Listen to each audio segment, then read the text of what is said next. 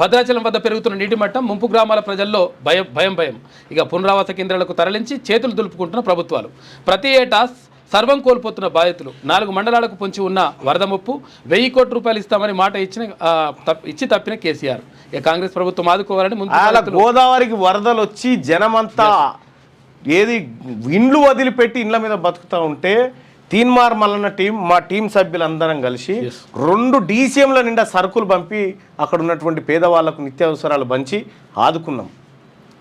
ఆ తర్వాత కొంతమంది వచ్చారు. అసలు అంతకుముందు అసలు యాక్చువల్గా ఎవరు కూడా సహాయం అప్పుడు వాళ్ళని పట్టించుకోలే. మేము పోయి గ్రామాన తిరిగి వాళ్ళ కష్టాలు సుఖాలు తెలుసుకొని పంచుతూ ఉంటే అప్పుడు నాయకులు దిగారు. అప్పటికి మాకు పదవులు కూడా లేవు. మా మల్లన్న టీం అంత పగడబందిగా గట్టిగా పనిచేసి పంచారు మా సోదరులు, మా టీం సభ్యులంతా. భద్రాచలం వద్ద పెరుగుతున్న నీటి మట్టం ముంపు గ్రామాల ప్రజల్లో భయం. ఇక పునరావాస కేంద్రాలకు తరలించి చేతులు దులుపుకుంటున్న ప్రభుత్వాలు.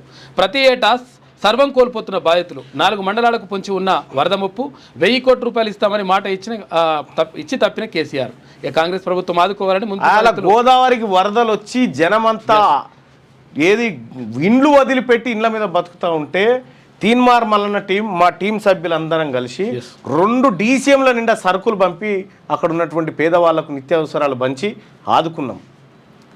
ఆ తర్వాత కొంతమంది వచ్చారు. అసలు అంతకుముందు అసలు యాక్చువల్గా ఎవరు కూడా సహాయం అప్పుడు వాళ్ళని పట్టించుకోలే. మేము పోయి గ్రామాన తిరిగి వాళ్ళ కష్టాలు సుఖాలు తెలుసుకొని పంచుతూ ఉంటే అప్పుడు నాయకులు దిగారు. అప్పటికి మాకు పదవులు కూడా లేవు. మా మల్లన్న టీం అంత పగడబందిగా గట్టిగా పనిచేసి పంచారు మా సోదరులు, మా టీం సభ్యులంతా.